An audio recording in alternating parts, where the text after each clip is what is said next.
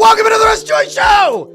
I'm Russ Joy. Figured that out because you're smart. It's also the name of the show. And if you have ears, maybe you have eyes, maybe you have general perception abilities, you may or may not be able to hear that these old golden pipes, they're not so golden today.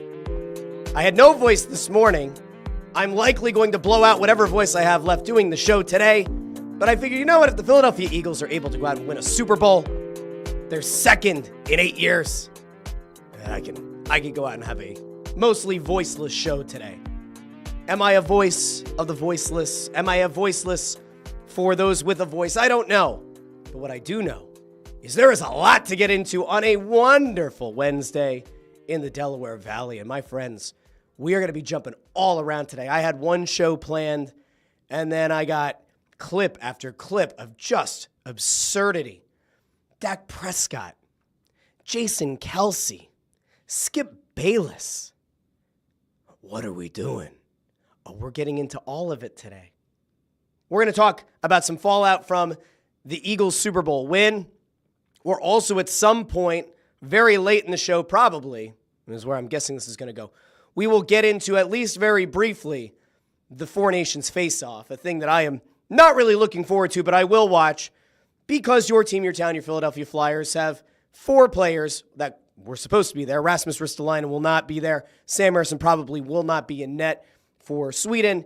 And then there are questions around how much Travis Konecny and Travis Sanheim will play. But in fairness, we are going to cover the tournament because I know that there are people out there, I don't know many of them, but there are people out there who actively do care about the Four Nations face-off. So we'll get there as well.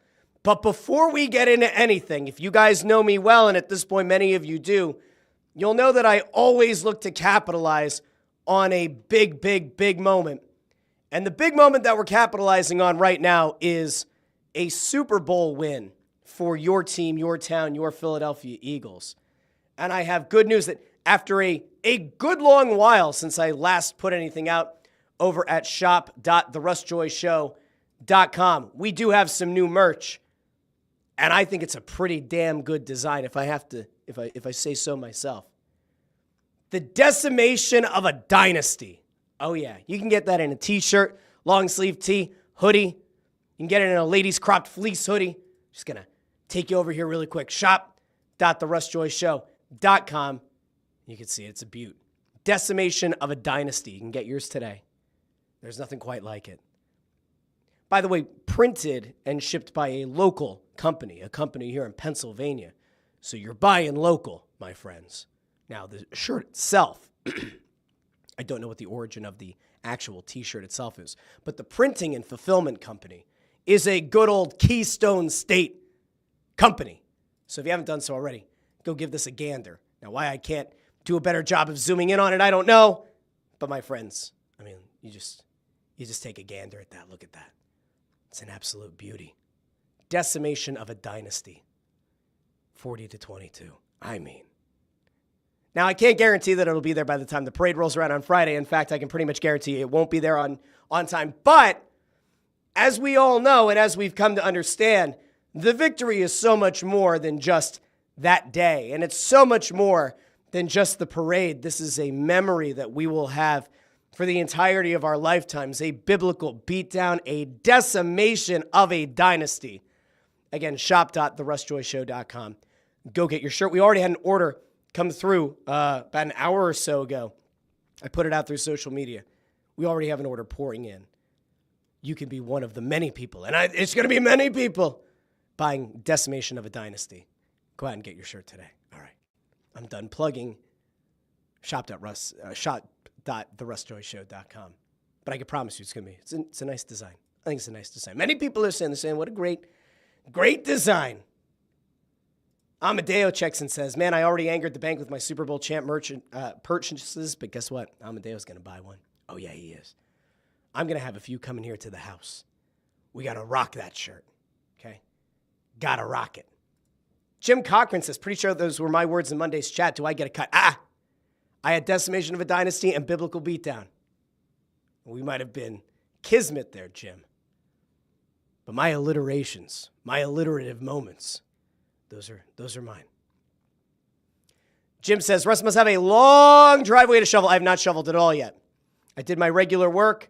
I kind of shifted things around because I knew I needed to have some kind of a voice to do a show today. We'll see how long I make it. This almost feels like last week when I had the flu. Now, I don't have the flu, and I am quite positive that this is just by virtue of me overusing my voice. I'm on a lot of calls during the day, and I've now found myself in this 5 days a week schedule doing a high-energy show 3 times a week on the Russ Joy Show, Monday, Wednesday, Friday, Snow the Goalie on Tuesdays, and It's Just Wrestling on Thursdays. Maybe I got to start doing some nice warm-ups, some vocal warm-ups and cool-downs to protect the golden pipes. Greg Bondurango over on YouTube says, afternoon all, didn't know we had a snow delay. I was responsible today. I went over onto the YouTube channel, and I left a message in the posts. And I said that at some point today there would be a show. I just had to get my voice back. So I did try to alert those of you, especially who interact live on YouTube. Ford is here. Love it. Says still waiting for the Brandon Graham Kelly Green jersey. Ford's going to be waiting a long time, especially if you ordered through Fanatics. But I can tell you, it ain't coming from me, Ford. But Linda Joseph is getting that nice Saquon Barkley midnight green Super Bowl 59 jersey with a beautiful little patch on it because he won the drive to 500. Don't worry. There's probably going to be another giveaway coming up. Channel continues to grow. We just picked up a bunch more subscribers. We're well over 700 now. I have a feeling that the 1,000 subscriber mark, we're going to get there. Oh, we're going to get there soon. Sooner than later, which I love. Dee Dee says, hopped up on cold meds, I see. Nope, not true. I heated up a wonderful spicy honey teriyaki lunch that I put together for myself with some nice gochujang. Oh, yeah. Getting some nice fermentation in the food. A little spicy kick with some sriracha. And I've got a tea. I made myself a nice tea. But there are no cold meds to help with this voice. Not at all today.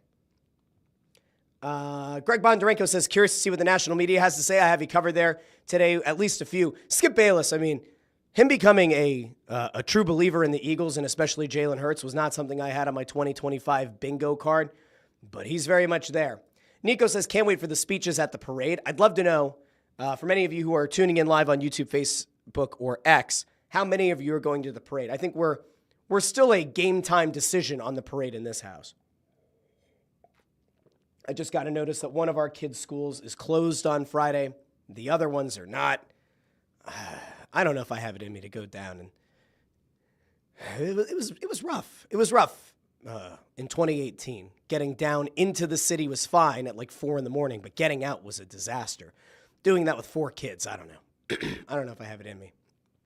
Jim Cochran says Dak is completely delusional. Oh, don't worry. We're about to get there because Dak said one of the craziest things, one of the most delusional things, but it actually follows a pattern of things coming out of Cowboys camp. I can remember Jerry Jones has had a few things to say about them being close to the Eagles. We had Jerry's son, Steven, was the one who actually said at a press conference where they introduced Schottenheimer that, they're going to look at the Eagles and what they did and trying to figure out how to build a team. But there's a lot of delusion down in Dallas. Delusion in Dallas coming soon to shop.therussjoyshow.com. Probably not. SB Jump says, still in awe of the scene on Broad Street Sunday night. First time being out there after a little. Total euphoria. Oh, don't worry. Don't worry. We have a little bit coming from the parade. And in fact, I might want to go there first because there were a few things that happened at the after Super Bowl celebration. And I think that one of the things that people ran into is, they saw the video of the light posts coming down and being carried off. And now apparently Philadelphia police are actively looking for the people who pulled those down because they are apparently irreparably damaged. And I do not condone vandalism. I do not condone anything that happened. We'll see if anybody actually rats these people out. If they provide some intel, maybe ratting out is a negative. If they provide information to the authorities about it, or if these guys, and maybe ladies, I don't know, I didn't see all the videos, if those people go without further charges. But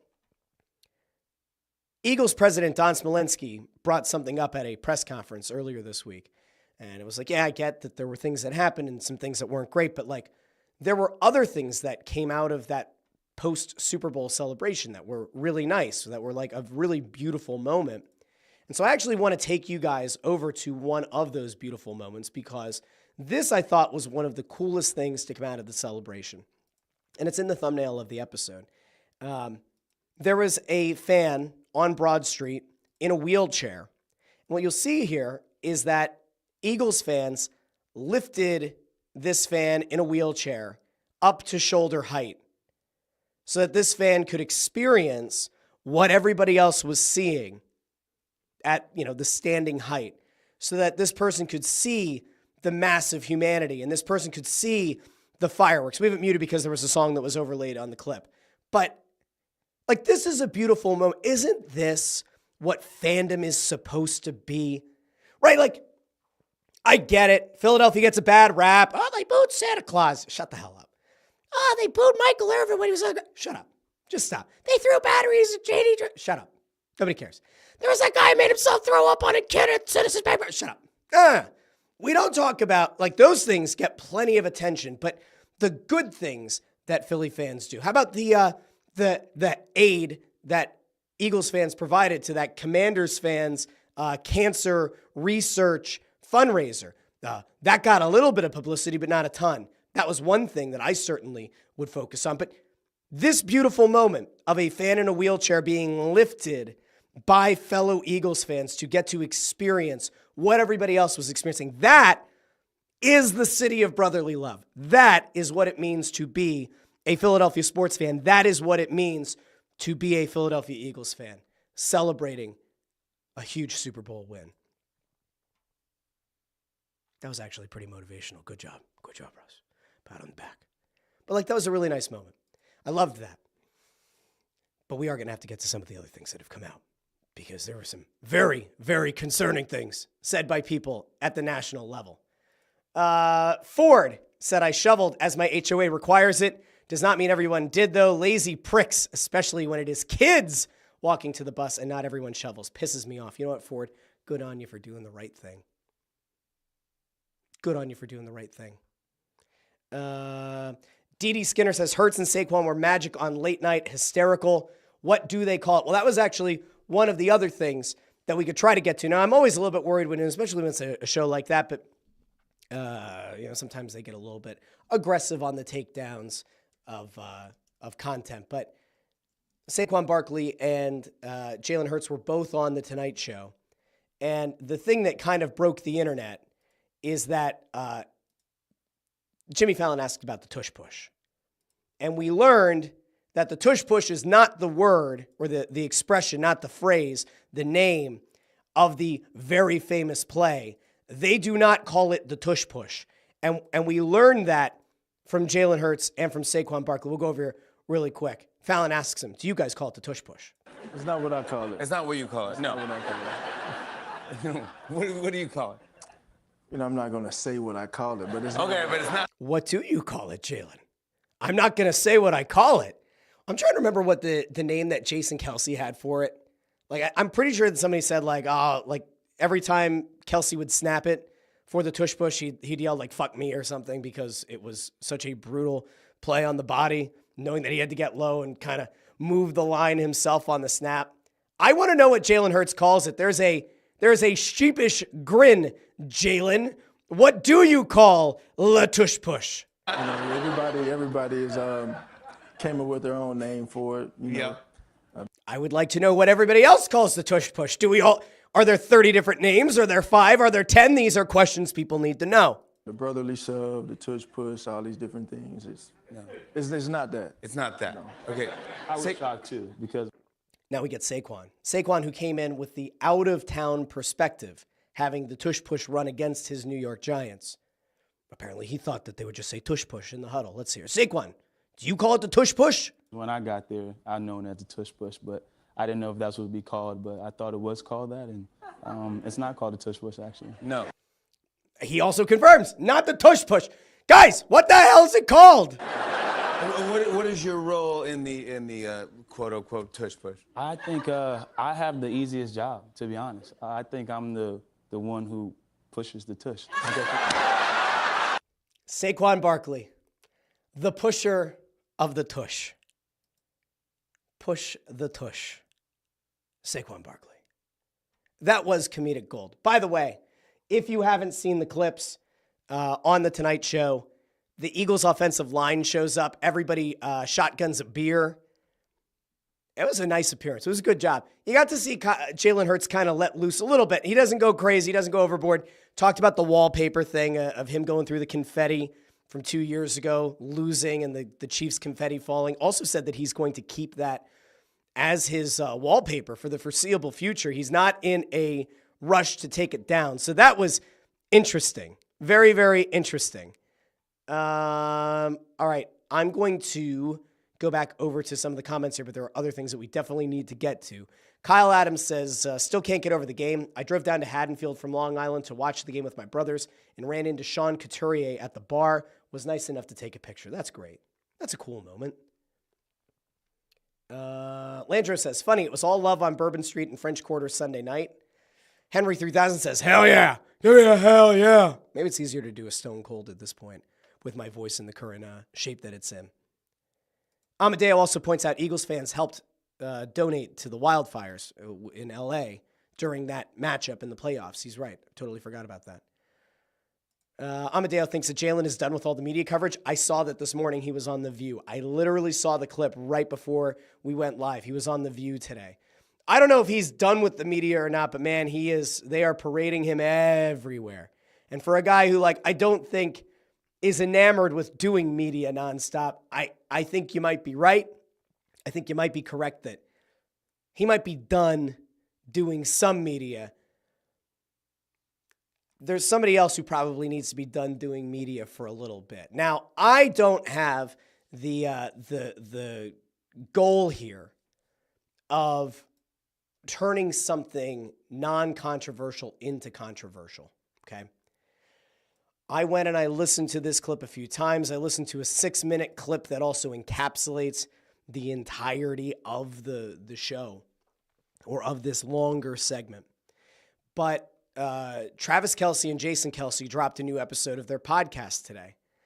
And there was a teaser that was put out that kind of implied that Jason and Travis might have been a not the most comfortable episode for them to do. And I do want to give people just a little bit of context here, because I often get lost in the fact that I live in a little bit of a bubble because I'm very active on Twitter, or at least I monitor Twitter pretty actively. I might not tweet a ton, but I'm on there a lot.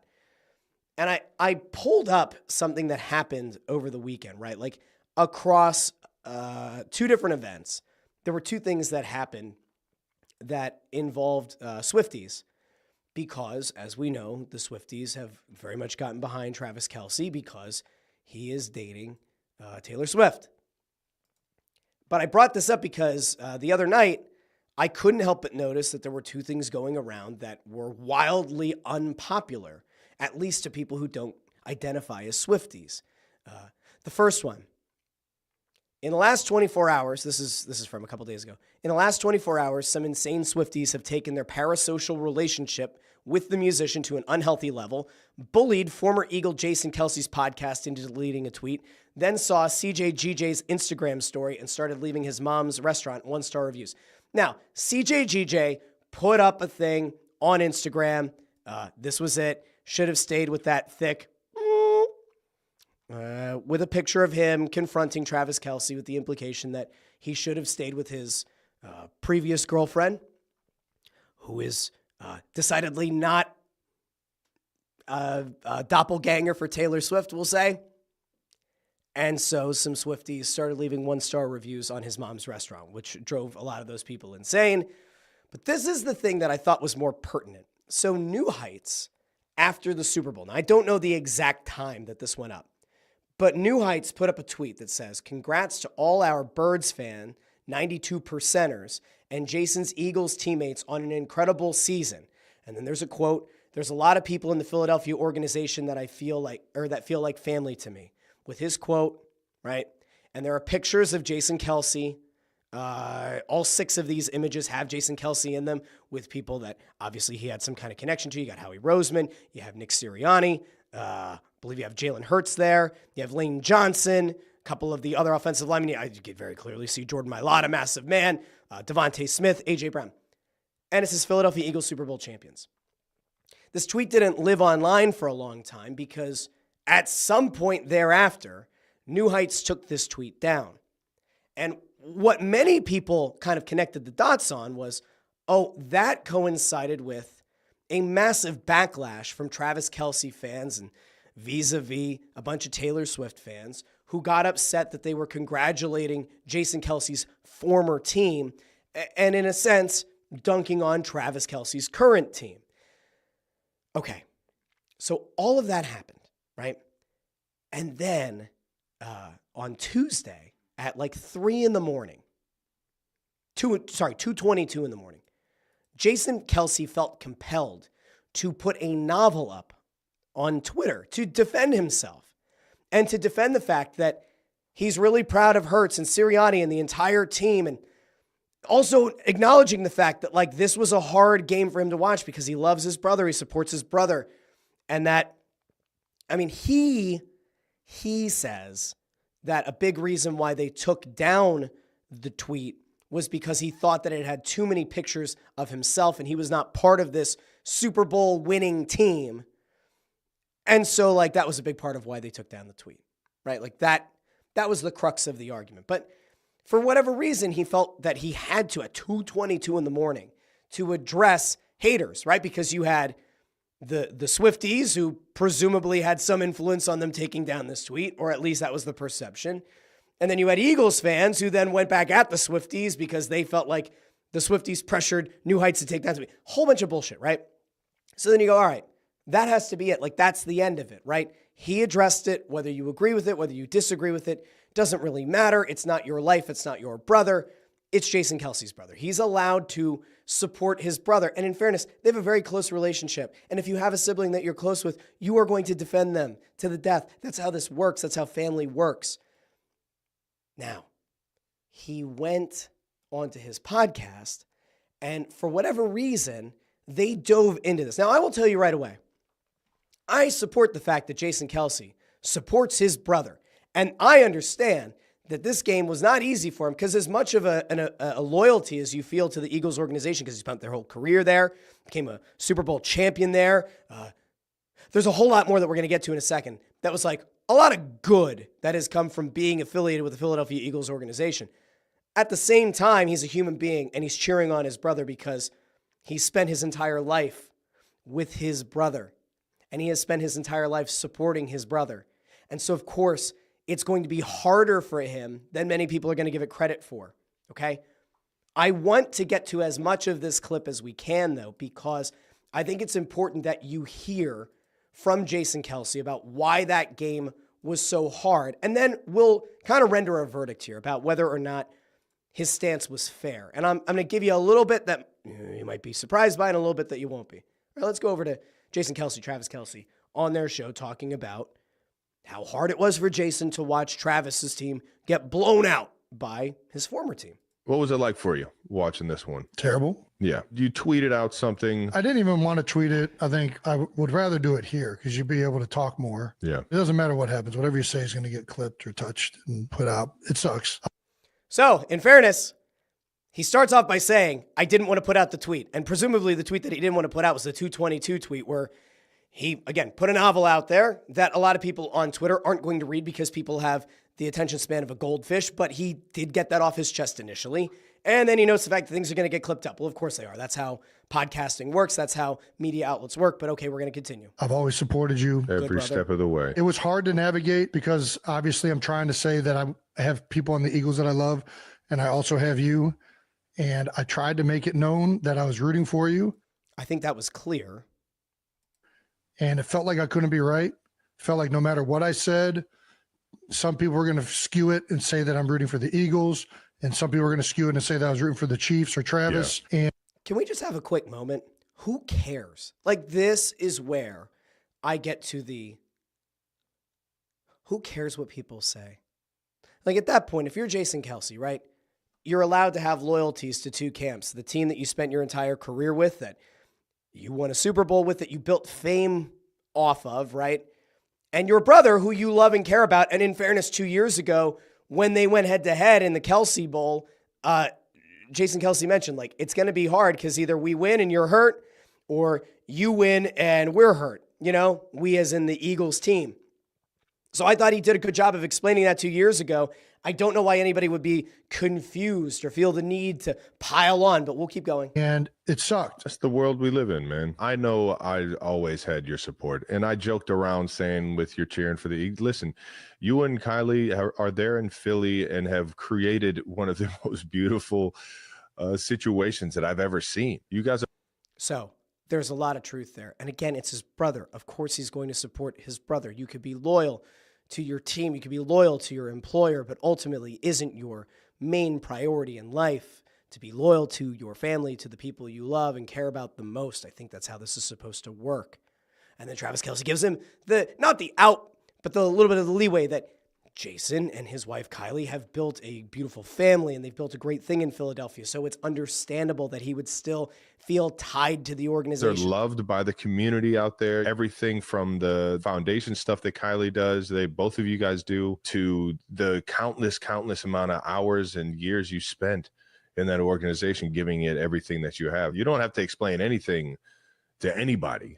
I think that's fair. I think Travis Kelce is 100% correct. Jason Kelce doesn't know shit to anybody. If somebody wants to go after Jason Kelce on Twitter, you could feel free, but I think you're probably a jackass.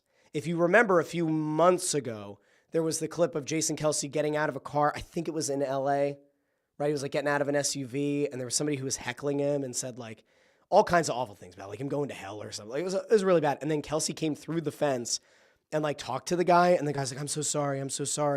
I support you. And like, we thought that there might have been like a mental illness thing in that clip, and it was kind of jarring. And that was when we were like, Jason Kelce needs like to have security, like really on top of this stuff, like something bad could happen, right? So there are times in real life where people are going to confront him, but like the Twitter of it all, at some point you do have to try your best to not focus on it. All right, keep going. As long as the people right here, I know who Jason Kelce is, and I know my brother and what his intentions are, and nobody can ever confuse that. I think the people in the Philadelphia organization understand exactly who you are and what you represent and how you were saying it. I can't imagine that there was anybody within the Eagles organization who felt betrayed because Jason Kelce cheered on his brother. I mean, really? Like, if you work for the Eagles, are you really upset that a guy cheers on his brother? Like, I can't imagine that's a thing. I don't know if that's what Travis Kelce was implying there. I don't know if somehow word got back to them or back to Jason Kelce that people were upset within the organization that he didn't. I don't even know what Jason Kelce was wearing to the Super Bowl. I don't remember seeing. I don't know if he wore his Eagles jersey. I don't know if he was wearing a Kelce jersey, a hat. I have no idea. But, like, nobody should feel betrayed because he cheered for his brother. It was very, very hard to watch. Yeah. As much as I love the Eagles, as much as I love the city of Philadelphia, there was not a ounce of me that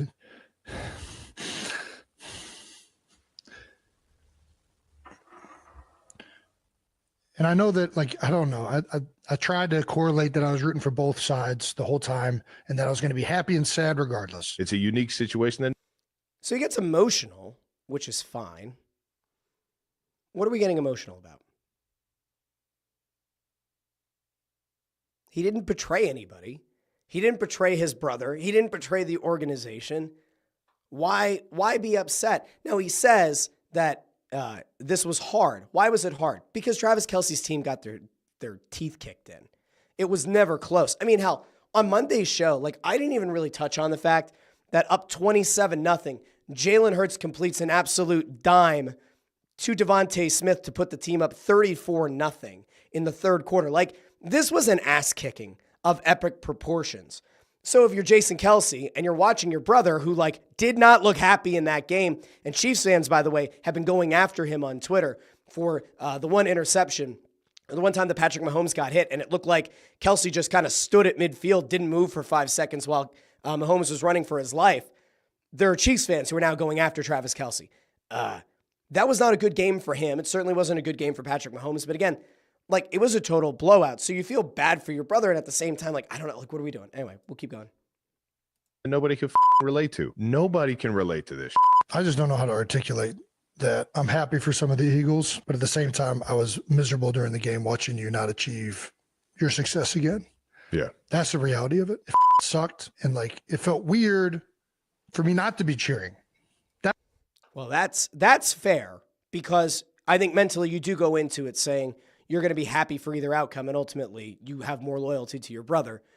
But, like, you probably do go into it thinking, you know what, if the Eagles win, I'll still be happy for them because I like a lot of the people. But then the reality sinks in that your brother's heartbroken. Okay. That's what it felt like. It felt like, why the am I not as excited?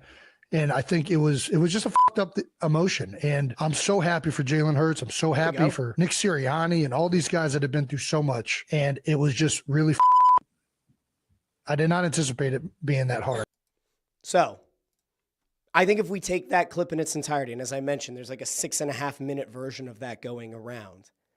I don't see a problem. I'm sure, I have not listened, but I am sure that there are people on sports talk radio today that are going after Jason Kelce for not being loyal. I'm sure that there are going to be people who do a very similar thing that I do on YouTube or wherever else that are going to say Jason Kelce wasn't loyal. Here's where I'm at. Can I say there was one thing about it that I just fundamentally disagree with? I don't think this conversation should have been had on their podcast. I don't think there is a good that comes from it. I think that him putting out the tweet at 2:22 in the morning, a night or so ago, probably is all that needed to be done. And he could have just very quickly touched on, my heart was broken for my brother. I'm happy for Jalen Hurts, Nick Sirianni, a lot of the people at the Eagles. It was a really screwed up kind of feeling. I'm happy for those guys, but I'm heartbroken for my brother, and that's where I'm at. I don't think that the rest of the conversation helps, right? Because you're burying your soul, and the people who are going to dunk on you are still going to dunk on you. And the people who aren't going to give you the benefit of the doubt are still not going to give you the benefit of the doubt. Like, I don't think that segment, even the 6.5 minute version of it, I don't think that segment is going to change people's minds, right? There are going to be people in this area who are going to point out the fact that Jason Kelce probably should not have said that it was hard for him to watch his former team curb stomp his brother's current team, right? Why? Because Jason Kelce's post-football career has been built largely on things that happened with the Eagles. from the Super Bowl speech wearing the Mummers outfit to literally everything that has happened since, the ability to get onto countdown shows, the ability to build this podcast, which, by the way, uses Eagles colors in its branding. I don't think I've seen a time where the podcast is promoted using Chiefs colors. Jason Kelce is the draw to the show, or at least he was in the early going. Again, I'm not crapping on this guy. I think he did a smart thing. He did what you're supposed to do in that position, especially when your career is winding down. You pivot to something else, and he's very good at this. He's very good on countdown, and he has a late night show that is based in the Philadelphia area and uses Eagles branding. So it's very hard, I think, for some to disassociate Jason Kelce, the former Eagle, and a guy who has used a lot of Eagles-related colors and imagery in this post-football career. There are going to be people who are going to say that he's only using that to benefit him, and now when the rubber met the road, he turned his back on the team. I don't feel that way. I think it's a totally bullshit way to look at it. But there are people who will look at it like that because this is the world that we live in.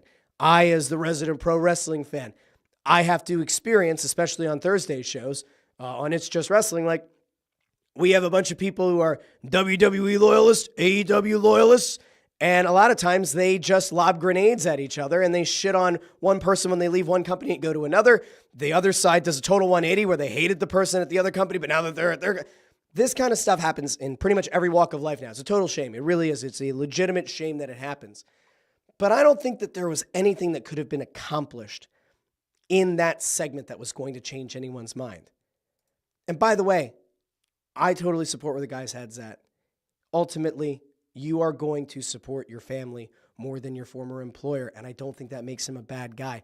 And if you're somebody who's actually upset and thinks that Jason Kelce is a horrible human being because he thought it was hard to watch his brother's heart be broken on the field and watch his former team kick his brother's team's ass, I don't have to tell you. I don't think there's a lot of hope for you.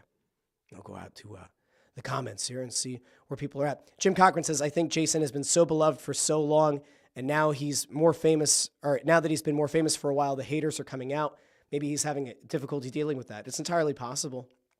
It is, especially because he had this like total positivity. Like when he retired, he was maybe the most beloved Eagle in recent memory. And now you have this. And I think at some point you just kind of have to let it go. You do. There are always going to be people who are going to hate things that you do. I do this show, right? I do Snow the Goal and I do It's Just Wrestling. I do a whole bunch of other stuff, right?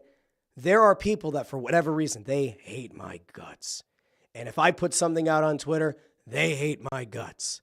And if I put out a clip on YouTube, there are people who will not watch the show beyond that one clip and hate my guts. I had somebody today, I responded to, I think, one of Broads' tweets about getting ready for baseball season or something. And I said, I don't recognize that there are any other teams in Philadelphia that play between now and the fall. Clearly joking. And a guy was like, wow, how disrespectful to the Philadelphia Flyers. How don't you know that there are other teams in the city other than the Eagles? Rude. I was like, buddy, click on my profile and just take 2 seconds to see that I host pregame, intermission, and postgame at Wells Fargo Center for home games, and that it's also sarcasm. You just have a lot of people who just cannot comprehend things, have very low media literacy, have very low ability to just digest and either move on or try to engage in a productive way. Just have a lot of people who like to instantly react. It's a visceral reaction, and sometimes it's warranted, but most of the time it's not. And this is where we are. My whole thing has always been this. I've said this to other media people. I've said this to critics. I've said this to people who like the show. I've said this to people who work for teams. I'm always willing to take constructive criticism. I'm always willing to look back on what I say on these shows and address it if I think something was wrong, or address it if I actually was wrong, or if there's context I didn't have, and then offer a clarification. What I don't do well with are the people that just lob a grenade for no reason whatsoever and just get personal over nothing. Like, ultimately, it's sports, guys. It's okay. We can disagree about things. Now, none of that really matters because the people who watch the show are not typically the people lobbing the grenades. But at a very small level, I understand it does hurt. It sucks, especially if you're Jason Kelce. You've given your entire career, your football career, to that team, and now you have some of the fans coming at you because you supported your brother. I think it's a shame. I really do. Ford says, this is the problem with social media. When it's at its best, it lifts it up. At the worst, it tears it down. 100% correct. Jacqueline D says, he made a good point. This is how his parents felt 2 years ago. Hard place to be in being loyal to both teams.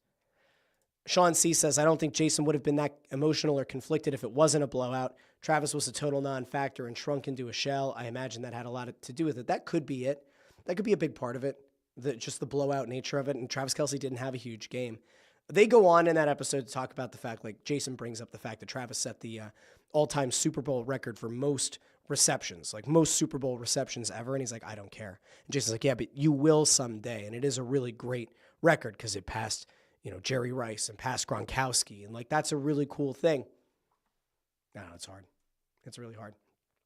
Henry 3000 says, no one cares from the Eagles, I bet. I don't know. Maybe.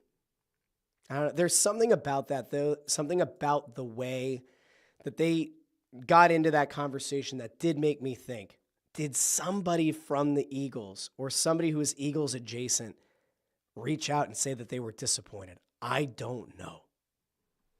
AJ over on YouTube says, Russ, get ready for 100% grenade lobbing from me from here on out. I don't believe you. I don't believe you. Okay, now, that was kind of like the serious part of the show, right? That was the thing that I was the most like, wow. And the only reason it came up is because it happened today. Now, there are other things that I want to get to. Obviously, a little bit of news, pretty big news. We all knew this was coming, but this was reported earlier. Our dear friend, the best offensive coordinator we had this year, Kellen Moore, has, for whatever reason, I still don't understand why, has decided to take his talents to New Orleans and become the head coach of the New Orleans Saints. Now, there are psychotic people in this area who I'm sure are upset that Kellen Moore left. I think it's a mistake. I do. I've heard plenty of national pundits say that there are only 32 of these jobs and you have to capitalize when you have the opportunity. The Eagles just won a Super Bowl. Kellen Moore could have vomited all over himself on the sideline in 2025 and still gotten a head coaching job next season. I don't think that Saints job is an attractive one. I don't think that Saints job is one that's going to propel him to Super Bowl success, at least in the immediate future. Tampa Bay, still a good team. Atlanta's really a wild card. Carolina started to believe in themselves because Bryce Young started to play better later on in the regular season. I don't think it's that enticing of a job. Plus, you have the scandal going on around the team that could ultimately maybe lead to penalties, a sale of the team. Like, I don't know. I would not have taken that job. I know it's easy for me to say. He's probably tripling, quadrupling his salary. And again, it's one of 32 jobs. And sure, there is no guarantee that you would have the opportunity to get that job again or another similar job down the line. But I'm a little bit conflicted. Greg Bondarenko says Kellen is going to have a mess to deal with in New Orleans on and off the field. Ford says, I totally get that Kellen wants a head coaching job, but it's a shit job to be sure. It really is. I'd wait it out another year, but he can do what he wants, obviously. Amadeo says he should have waited another season. I want to be really clear. And not that anybody cares what I think. Thank you, Kellen Moore. Seriously. Best of luck to you in New Orleans.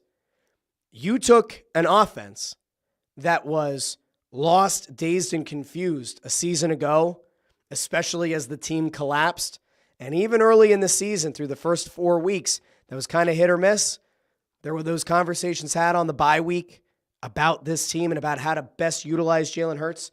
Kellen Moore oversaw an offense that saw Saquon Barkley rush for over 2,000 yards and have a legitimate shot of breaking the single-season rushing record. Oh, and by the way, Kellen Moore's best games, right, as an offensive play caller, probably the NFC Championship game where you blew out Washington and the Super Bowl where you curb stomped the Chiefs and led to the decimation of a dynasty. Don't forget, shirts available, shop.therussjoyshow.com. Good job to Kellen Moore. All the best to him. I never thought that we would end up liking Kellen Moore after his time in Dallas, and yet here we are. Here we are. It's a beautiful thing. That is hope you can believe in. Now, I brought up Dallas, which leads me to one of the craziest things that we have heard in recent days, maybe recent weeks, recent months, recent years.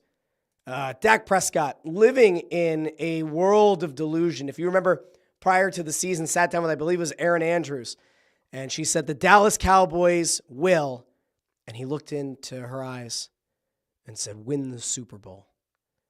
And everyone laughed collectively. Well, Dak Prescott just saw division rival, the Philadelphia Eagles, win the Super Bowl. Or as some people call it, the Superb Owl. He just watched the Eagles win the Super Bowl. Very clearly the best team in football. His Dallas Cowboys, not the best team in football. Not the best team in the NFC East. Dak Prescott, who was injured this season, who I thought got embarrassed by his owner with some public comments and then was made the highest paid player in the league. Here's what Dak Prescott had to say upon reflection, watching the Eagles win the Super Bowl. He had some thoughts about his Dallas Cowboys team, which obviously he's going to be fair and honest about. He's going to probably point out the fact that his Dallas Cowboys team is pretty far away from the level of skill that we saw the Eagles put on display in the Super Bowl, where they once again decimated a dynasty. Oh, that's not what he's going to do, is it? Because if it were, it wouldn't be on the show. Okay, Dak, what do you have to say? From that level. I mean, I feel like we compete with the Eagles and beat them for the most part when we played them. I don't want to say check the record when they're the guys holding the trophy right. I don't want to say check the record when they're holding the trophy, but oh boy. Now, so credit to them. They've earned it and they deserved it by all means. But yeah, very close. Especially when you even watch the NFC game, the NFC Championship, and those two teams that we battle against each and every year. So now he's not only just including his team with the Philadelphia Eagles, but also the Washington Commanders, which are led by Jaden Daniels, who already looks like a better quarterback. And I think Dak Prescott's a good quarterback, but Jaden Daniels looks significantly better, and now he's comparing, okay, boy. Oh, there are 11 seconds left in this clip. He can't possibly say anything else that's worse, right? A couple of times, and as I said, feel confident about we've gotten the better part each and every time. To see it in such a dominating fashion, credit to them. It's our turn and it's on us. All right.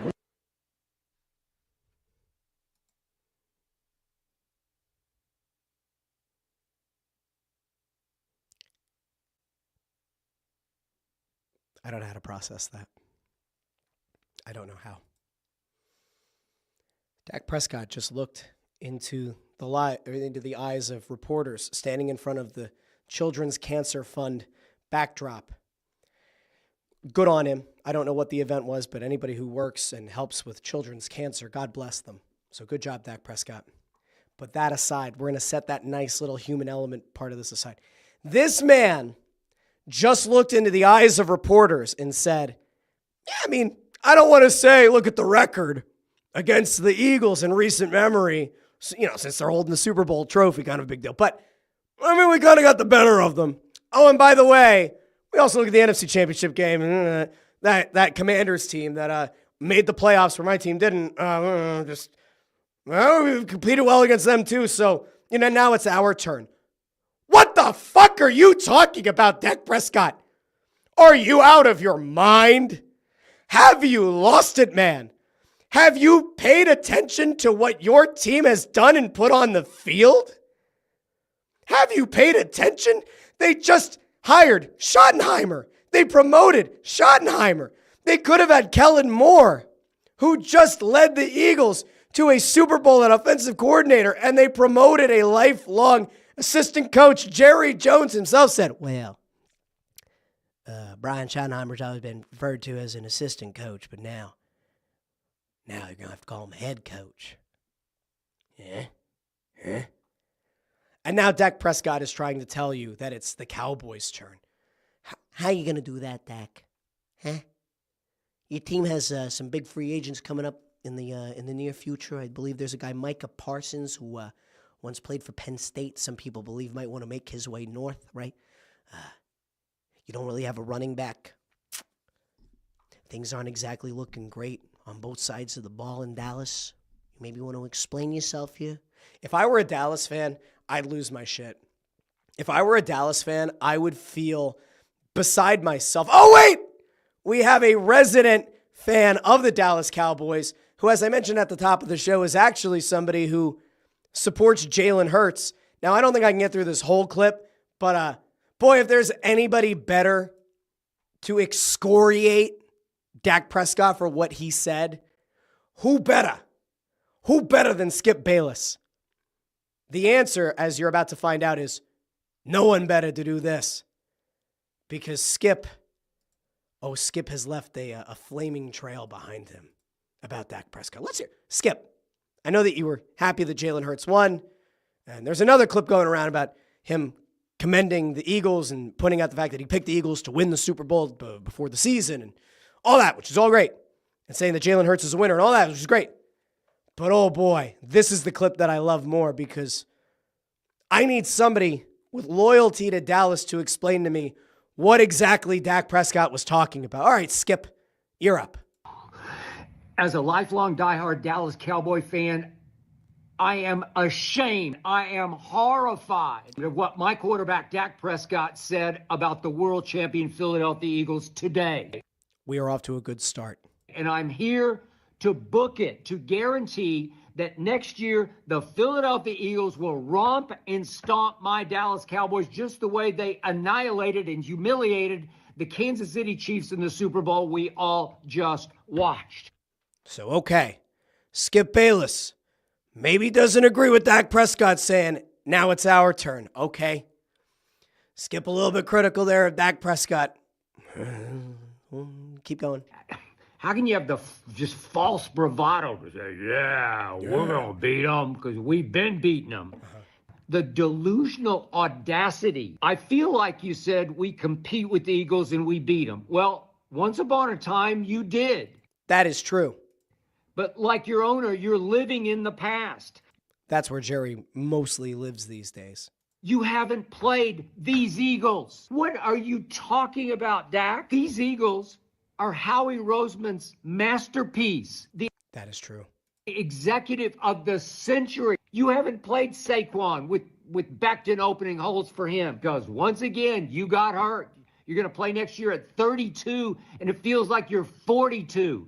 It feels like you're already washed. You're broken down, falling apart quarterback. Tore your hamstring up at Atlanta. Duck Prescott. That's what you are to me. For a second time, the highest paid player in all of pro football. You're 2-5 in the playoffs. You're not half the quarterback in the postseason that Jalen Hurts is. Now, I don't know why. We lost the video there for a second, but it gets worse. So, not ideal if you're Dak Prescott. Like, things just got worse. It's a 4-minute video, but he tears apart Dak Prescott. Somebody might want to get to Dak. Somebody might want to have a little conversation about winning versus losing. It's kind of a big deal. Landros, too, says Dak is a perfect representation of the Dallas Cowboys, LOL. And Amadeo, as I mentioned before, said this is also the guy that said Dallas would win in 2024. AJ says, holy cow, stop, Skip. He's already dead. By God, that man has a family. That man has a family. I mean, guys, this is big. The fact that Skip Bayless is now somehow, I mean, I think it's just because he hates his own team. The fact that Skip Bayless is now somehow an Eagles fan is maybe one of the wildest things that we've ever seen. Now, I do want to get to a couple of things here on the way out because we are going to go into Friday's show with a lot of momentum. A big reason for that is because the parade is coming up. But it's not just that. There were some things that happened post-Super Bowl that we didn't get to on Monday that I absolutely loved. And I want to get to one of them because Nolan Smith, who had an incredible postseason, had a really strong season, and very much looks like a guy that this team is going to be able to build around going into the future. He gave a shout-out to Vic Fangio. Now, we all know that Vic Fangio is a rather old and angry fella. Let's listen to Nolan Smith on the field after the Super Bowl win, talking about his defensive coordinator. Man, all I got to do is say shout out to Vic Fangio, man. That man, I know he old, but man, he got so much knowledge up in there, and I can't wait to just take it from him and just take all the knowledge that he could give to the game, man. He's an amazing coach. I know he's old, but I can't wait to take all that knowledge. That's awesome. Remember, I brought this up on Monday. Miami Dolphins players actively cheered on social media when Vic Fangio left. They apparently didn't like being coached hard. There's young Nolan Smith saying, hell yeah, he's old. And listen, we all know that the man has a reputation of being kind of grumpy. But boy, they believe. They believe in this guy. You know who else believes in this guy? I have to assume would believe in this guy. Cooper DeJean has to believe in this guy because whether you saw this or not, this was also a really nice moment. Cooper DeJean finishes the season as the highest graded cornerback in the league by Pro Football Focus. Oh yeah, Cooper DeJean, the real deal. Here's another reason that you could feel really positive walking away from the season and getting ready for that parade later this week. A.J. Brown went to Instagram and he put up a really thoughtful post. But a big part of it is how he doesn't feel fulfilled in the way that he thought he would. He doesn't feel fulfilled at reaching the mountaintop and having that one championship. He doesn't feel like he expected to. And he notes at the end, I love putting smiles on people's faces, don't get me wrong, but it just wasn't what I thought it would be. It's the journey that I love the most. Back to work. They haven't even had the parade yet. And A.J. Brown's like, nah. We're not resting on our laurels. We're not just going after one championship. Nah. We want more. We want more than that one championship. And he wasn't alone, because who else on the offense came out and said, oh, no, we're back at it. We're right back at it tomorrow. None other than the Slim Reaper. Devontae Smith goes on to Instagram and drops this on his story. We back at it tomorrow. These dudes haven't even gotten to celebrate the Super Bowl yet in Philadelphia with a parade.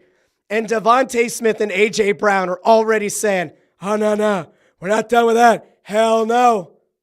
They're saying, we're coming back. We're doing it again. There was a video going around as well. I forget who it was. It was a couple of the defensive players. And they were saying how much how awesome it was to win as the confetti's falling. They're like, yeah, but we're coming back. Like, we're going to do this again. And I'll tell you what, I believe them. I do. I think this Eagles team is as well set up as anybody in this league who has won a Super Bowl has been set up to win the next year. They will have some tough decisions to make. They will have some contracts that they're going to have to try to figure out. But who do you trust more in this sport than Howie Roseman to figure it out? I don't know if there is anybody that you could trust more. Here's the last image that I absolutely loved from the Super Bowl. We didn't get to look at this on Monday because it hadn't come out yet. This is an absolutely beautiful moment. Like, one of the best things I think I've ever seen post-Super Bowl. Mekhi Becton sitting on the field with the confetti falling. I'm not positive. I believe that's his child. But here's Mekhi Becton, a guy who was part of the Jets of all teams. A guy who the Jets gave up on. And a man who found his way to Philadelphia. Look at the joy. Look at the tears. Look at the raw emotion on the face of Mekhi Becton. That's what this is all about. That's what winning is all about. Now, he very clearly got emotional. We saw Devontae Smith get emotional on the sideline, getting embraced by Jalen Hurts. You know that there are a lot of guys that were emotional. You juxtapose that emotion with what Devontae Smith and A.J. Brown had to say about getting back to work. I guarantee you Mekhi Becton's ready to get back to work. I guarantee you this team as a whole is ready to get back to work. And my friend's like, it's a good feeling. You should feel really, really good about this Eagles team. JH says, I love this team so much. And so the video was so good. I didn't see this. Greg Bondarenko says, love that A.J. Brown visited the kid who protected his sister from the plane crash. I didn't see that. That's awesome. The little boy who jumped on his sister as the medal was coming through, and then he had to have the emergency brain surgery. The kid who then went on to ask, did I miss the Super Bowl? And did my sister make it? That kid. Awesome kid. I guarantee the Eagles have to be doing something big for that kid next year. Have to be. That's a really cool thing as well. Listen, this team is lovable. I think this team, like, in the moment, we really liked this team. We really liked a lot of these players. but I guarantee you Friday will have memorable moments. There are going to be some great speeches. I'm most excited for Jordan Mailata. I think Jordan Mailata is going to have a speech that will rival Jason Kelce's. I think you are going to see a very large man make a podium look very, very small, and I think he's going to have some quotes that will live on forever in Philadelphia sports history. So that's that's something to keep an eye on for Friday. Now, we could end on that high.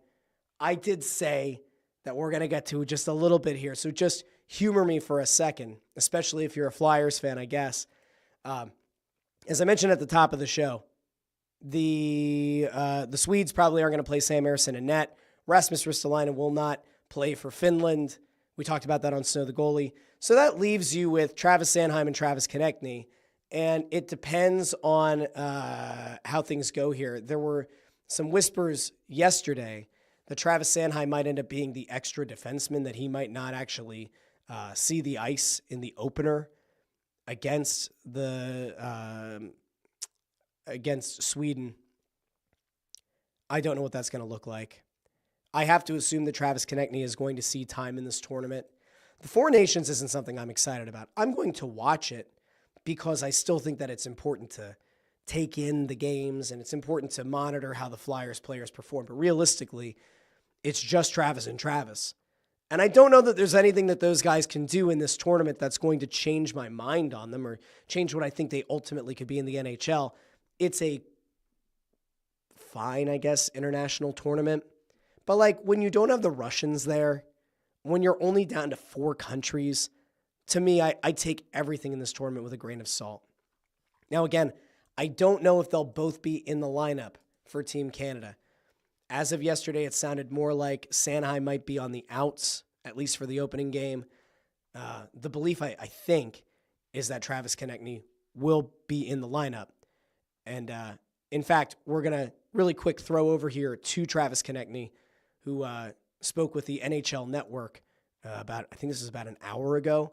We'll get Konechny's thoughts here on the Four Nations and about what it's like to represent his country, because it's probably good to hear from the player. Yeah, I mean, yeah, guys, you put us in any situation as competitors and you want to win. I look at some of the way these top guys treat, day to day in the locker room and their skates, and you even see Connor and Sid today, in an optional, getting out there, getting their feet going, like they're excited for this, and they're ready to go. And by the way, Sidney Crosby was originally thought to probably miss the opener but play later on. He's apparently been given the go-ahead to play for Team Canada. So, I mean, if you're looking for the best players to be on the ice, Sidney Crosby is one of the best players who will be on the ice. For Sanheim to be a part of this team, I mean, going back a ways, playing all those major minutes for you in Philadelphia, how good do you feel for him to get this opportunity? Oh, it's amazing. I think last year, this year, like seeing what he's capable of and seeing him start to believe what he's capable of doing, it's pretty awesome. And, for him to get recognized and be here is big. And, he's going to stay ready. I know, he's eager to play some games. But I also know no matter what, he's just honored to be here and root us on. And, pretty special to do it with your best friend. That's a nice moment. That's actually a little bit of positivity that we can head out on. So you have Travis Konecny almost certainly in the lineup tonight. Travis Sanheim looking to get minutes at some point in the Four Nations. You can let me know in the comments if you are looking forward to the Four Nations at all. If you're a big hockey fan, do you care? If you're not a big hockey fan, does seeing the international, seeing the flag, does that do it for you? Canada and Sweden drop the puck on Wednesday night. Team USA takes on Finland on Thursday night. They're doing this like round robin thing that everybody advances and then it becomes a knockout tournament. So if you're a Flyers fan only, you have about 2 weeks here that we are going to sit through this international competition. Let me know what you think. And by the way, NBA All-Star Weekend coming up this weekend. All you basketball fans, I am a basketball fan. I don't like All-Star Weekend, but you can let me know what you're looking forward to. And maybe on Friday we'll get there as well. If you do go down to the parade on Friday, let me know. I will probably do this show in the morning as usual, unless I end up down at the parade, in which case I don't know what this is going to look like. I'll probably post an update on the YouTube channel. But if you haven't done so already, like the video, share the video, and subscribe to the Russ Joy Show on YouTube. You can also find this show on Facebook and on X. If you're a podcast listener, you can find the show on Apple Podcasts, Spotify, Pandora, Amazon Music, wherever you get your podcasts. Remember, this show drops every Monday, Wednesday, Friday at or around 8:30 a.m., usually, unless I don't have a voice. Thursdays, I do It's Just Wrestling, which you can find on YouTube and wherever you get your podcasts. We'll be breaking down all kinds of stuff. There's a lot going on in the pro wrestling world. Ricky Starks showed up on NXT on Tuesday night, so we're going to get to that. Some Dynamite, a little bit of stuff that happened over the weekend. So we're going to get to all of that over on It's Just Wrestling. And, of course, Snow the Goalie, we dropped a new episode on Tuesday, and I threw out the idea there that there might be an interview that is not currently on the Snow the Goalie channel that we ran elsewhere in the past, and it probably will show up over on the Snow the Goalie YouTube channel at some point between now and next Tuesday. So, anyway, a big thank you to everybody who joined me on today's show at an irregular time, but you came for the regular fun and insanity. Greg Bondarenko says, thanks for a great show. Hope your voice recovers soon. I appreciate that. Amadeo is going to be all over the place doing the video on TikToks and on Reels and everywhere else that you could find short-form content, YouTube Shorts. Amadeo's doing a great job. He's a top-notch guy. Doing a great job. All right. I'll be back on Friday morning with the Russ Joy Show. Pro wrestling fans, I'll talk to you Thursday on It's Just Wrestling. But until then, this has been the Russ Joy Show, and I'm Russ Joy, but you knew that already because you're smart, and it's also the name of the show. Have a great day, everybody. I'll talk to all of you very, very soon.